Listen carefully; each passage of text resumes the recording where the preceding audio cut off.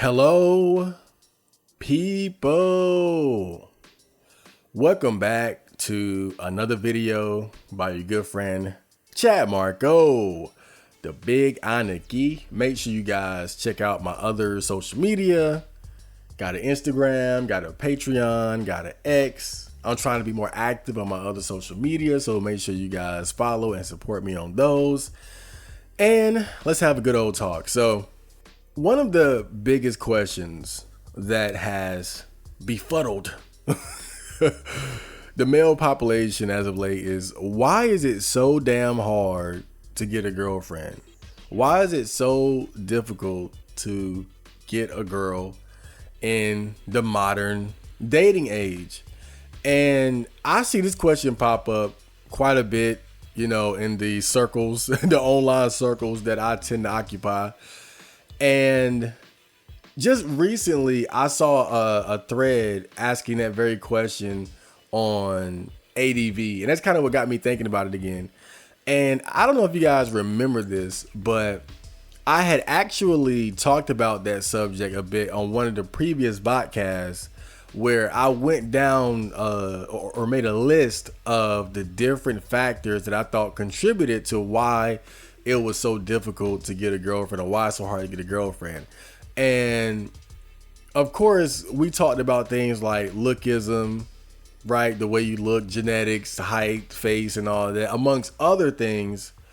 But when I've been thinking about it more, I feel like looking at it from that angle is kind of, I wouldn't say misleading, but I think there's a more important factor that needs to be taken into consideration. Because when you try to come at it from that angle, people will often counter with their own sort of personal anecdotes of various men that they have either seen or known that sort of defy conventional red pill or black pill wisdom as to, who can and can't get girls, right? Because you would think, oh, it's the tall, handsome, pretty boys and shit. But then, oh, I know a short, balding Indian guy. Everybody knows a short, fat Indian bald guy that's fucking supermodels, apparently. I haven't seen them yet, but let me know.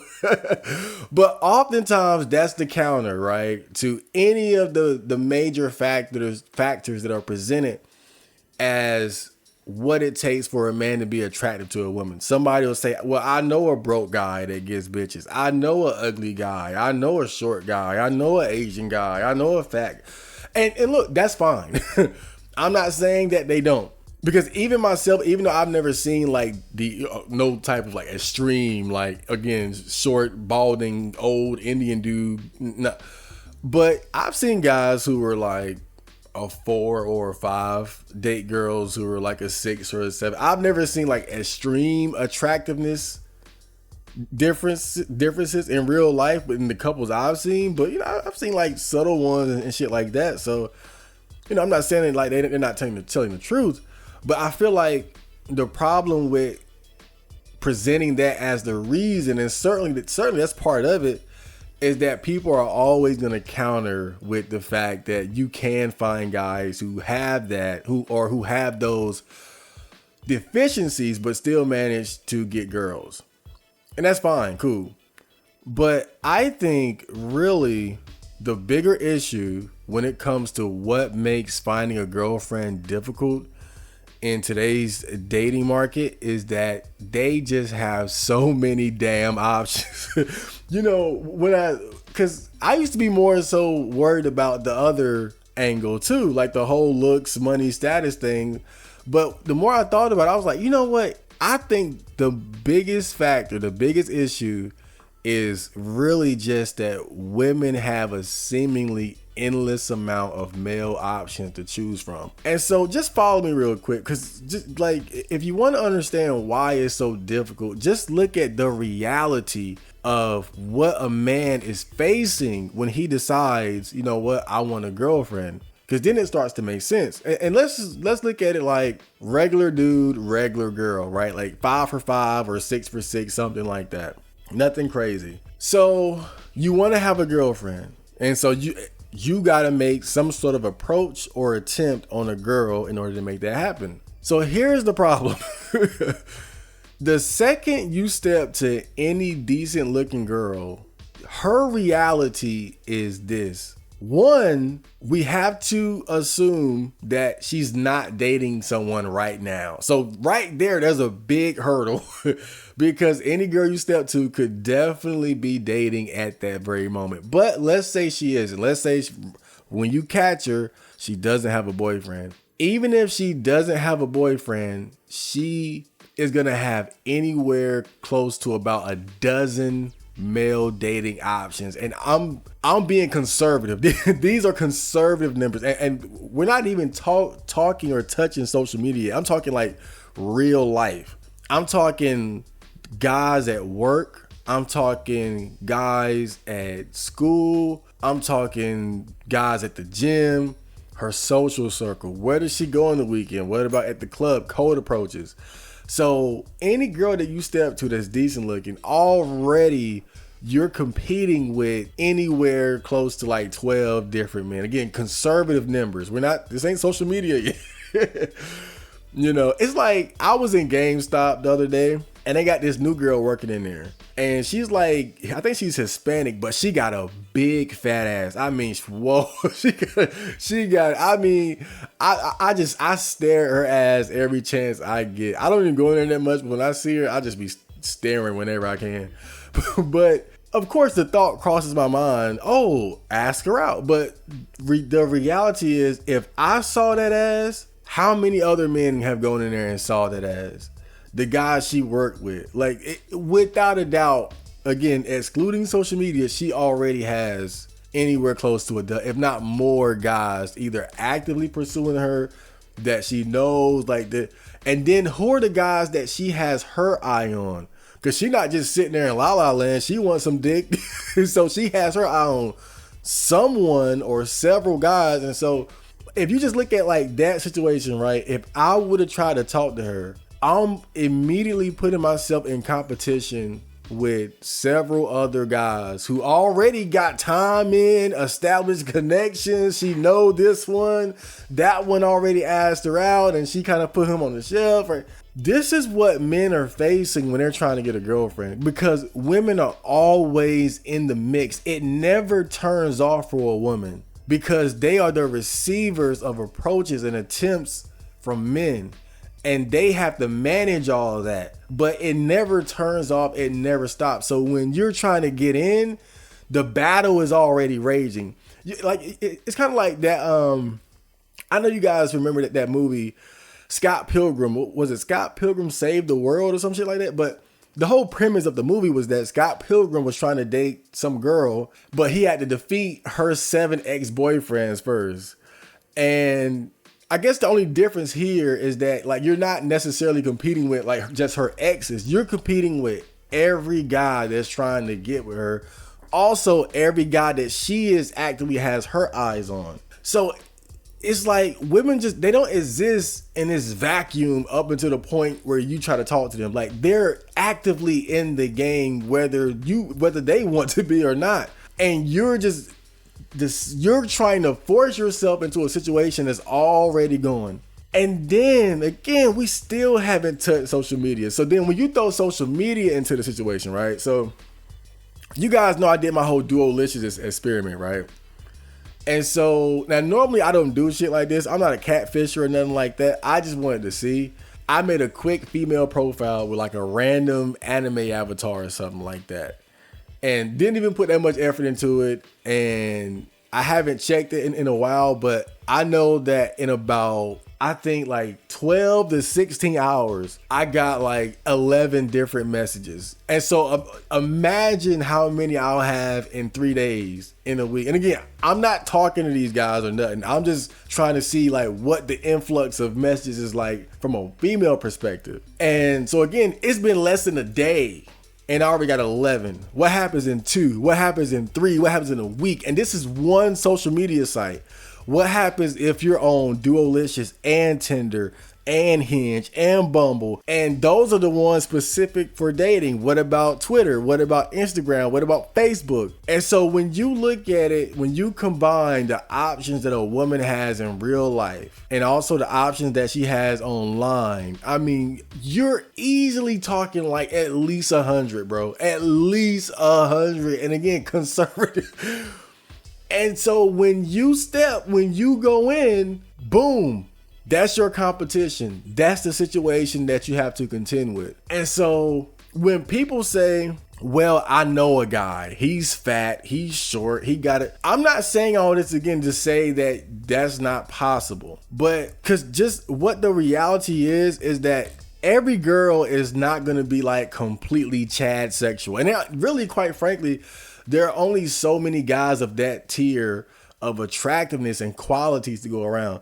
At some point, a lot of women are simply gonna have to settle for an average tier guy, or maybe one of those regular looking guys just has something else going for him. Big ass dick, nice car, nice job, money, right? Personality out the ass, riz out the ass, whatever the case may be. But the thing is, it's like, it's still, the difficult part is still that you have to be selected out of so many fucking guys. And look, the guy that gets selected, yeah, he might be the short, bald Indian. Dude, they need to stop doing that line. I know you don't know no goddamn 5'6" Indian bald fat dude. But seriously, like, the guy that gets selected could be less attractive than you at the end of the day. But it's just the fact that he got to her first, or just the stars aligned in such a way. Like, who knows, bro? So I'm not, again, this is like the typical black pill. Oh, you got to look this way. Because I think really when you look at it, if you want to look at like the core factors that make men more attractive on the dating market, like you could just summarize it as like, okay, the whole looks, money, status, riz thing, these are just traits and aspects that make you more valuable overall and will increase the quality and quantity of dating options that you have. But you still have to be selected at the end of the day. And what we're all facing is that if we ever approach any decent looking chick, which is about a 4 and up, not fat, 4 and up, not fat, we are instantly contending with so many guys. And that's, in my opinion, I think that's really what makes it hard. And then from there, of course, you want to figure out, well, why is it that women just have all these options? Like, is there some type of gender imbalance? Like, are there just so many more men than women? And I don't have the math or the statistics for that. You know, I've seen some people speculate that these statistics, like the official statistics on like the ratio of men and women in first world countries like America is false. I've heard some people like speculate that like that could be the case, that there are way more men than women, but they don't want, like, there's some conspiracy, like they don't want us to know. I'm not gonna go there, but I know for sure in places like China, where they practice a one-child policy for quite a while, and during that time there was a preference for men or boys.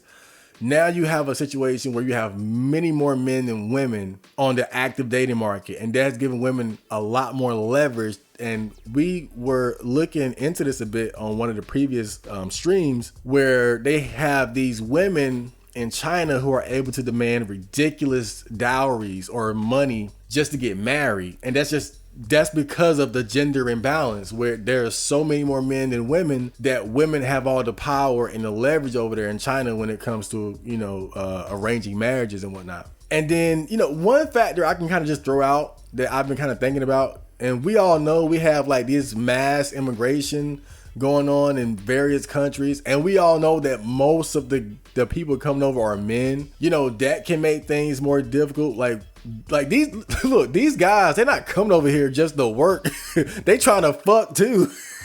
So these guys coming over, like, that's more competition. That's more competition for the women that are already here. And I'm just throwing it out as a possibility. Again, I don't know exactly what the male to female ratio is, because that's so complicated. It differs from state to state, county to county, country to country. But I think that figuring that out would kind of give us some insight as to why things are the way they are. Cause it's really ridiculous when you think about it. Like, I get that by default women just have more value than men on the dating market, but like what the shit we're seeing though, like just with how like mid chicks, like the amount of attention and dating options that a mid chick gets compared to like even like a regular guy, it's crazy, bro. Like, it's so ridiculous. And I think, you know, if I had to point to anything as to being like why it's so hard to get a girlfriend, I think that's the hardest part, bro. Because every attempt you make, every approach you make on a girl, you're competing with so many guys already. And I think it's, now this probably is different now because of how younger people have early access to social media.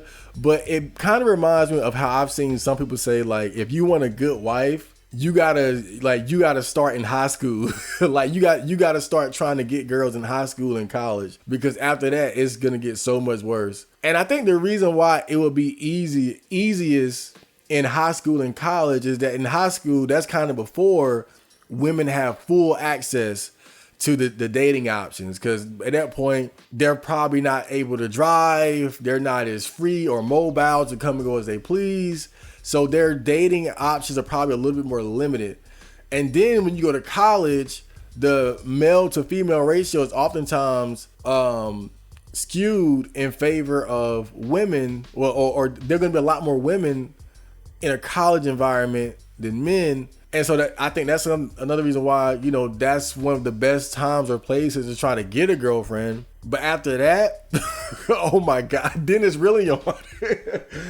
You know. And I think the last point I'll make on this is just it kind of falls in line with the advice that men on the outside of the dating world trying to get in are oftentimes given, which is just make approach after approach after approach after approach. Or people might say it's a numbers game. And in a lot of ways, it really is. You know, assuming all other things about you are average or, you know, relatively so, it's just going to be a numbers game, because every girl you ask out is almost like rolling.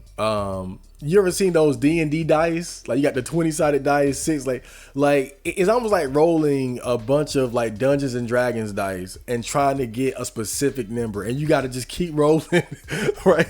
Like, you rolling like 3 or 4 different dice, and you hoping that you get it comes up to 25 out of 100 or something like that. Like, that's pretty much what you're doing when you're trying to get a girlfriend as a guy. You're rolling like 100-sided dice or some shit like that. But I hope you guys enjoyed the video, and I will see you on the next. So, Johnny.